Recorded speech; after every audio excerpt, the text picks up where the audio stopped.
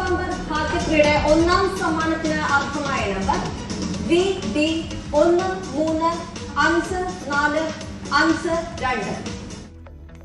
12 കോടി നേടിയ ഭാഗ്യശാലിയെ കാത്ത് കേരളം. വിഷു ബമ്പർ ഒന്നാം സമ്മാനം കരുനാഗപ്പള്ളിയിൽ നിന്നെടുത്ത ടിക്കറ്റിന് രണ്ടാം സമ്മാനമായ 1 കോടി 6 പേർക്ക്.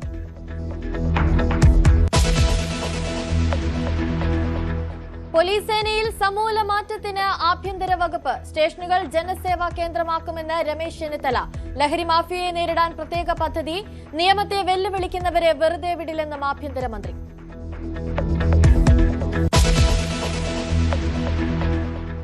മുഖ്യമന്ത്രി VD സതീശൻ ഡൽഹിയിൽ സോണിയാഗാന്ധിയെ സന്ദർശിച്ചു. മല്ലികാർജ്ജുൻ ഖാർഗെ അടക്കമുള്ളവരുമായി ചർച്ച നടത്തി.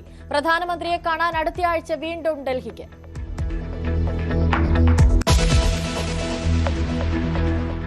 ജാതി നോക്കി സർവകലാശാല VC നിയമനം അവസാനിപ്പിക്കുമെന്ന് റോജി എം ജോൺ. മാനദണ്ഡം ക്വാളിറ്റി മാത്രമാകും.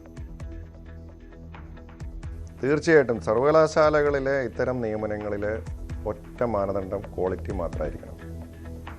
അതിനപ്പുറത്തേക്കുള്ള ചിന്തകൾ വരുമ്പോഴാണ് സർവകലാശാലകൾക്ക് അതിൻ്റെ ക്വാളിറ്റിയിൽ കോംപ്രമൈസ് ഉണ്ടാവുന്നത്, അല്ലെങ്കിൽ സർവകലാശാലകളുടെ ക്രെഡിബിലിറ്റിയെ തന്നെ ബാധിക്കുന്നത്.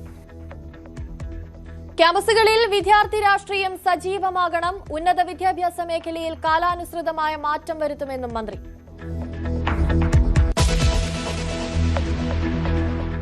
ദുരൂഹത നീങ്ങാതെ ധർമ്മസ്ഥല. ദുരൂഹ മരണക്കേസിൽ നിർണായക നീക്കവുമായി SIT. തലയോട്ടി കണ്ടെടുത്ത രംഗം പുനരാവിഷ്കരിച്ചു. രണ്ടാംഘട്ട തെരച്ചിലിന് പ്രത്യേക സംഘം.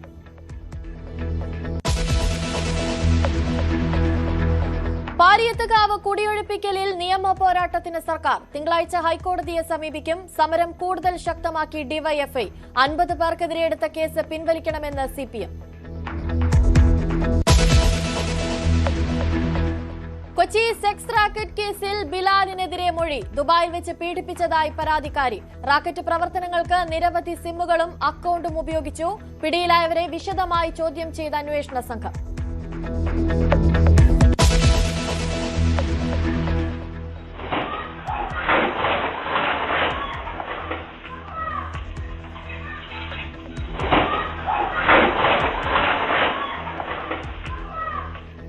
തൃശൂർ നഗരത്തിൽ ആനയിടഞ്ഞു. നിരവധി വാഹനങ്ങൾ തകർത്തു. വിരണ്ടോടി പരിഭ്രാന്തി പരത്തിയത് ശിവം ലക്ഷ്മി അയ്യപ്പൻ. ആനയെ തളച്ചു.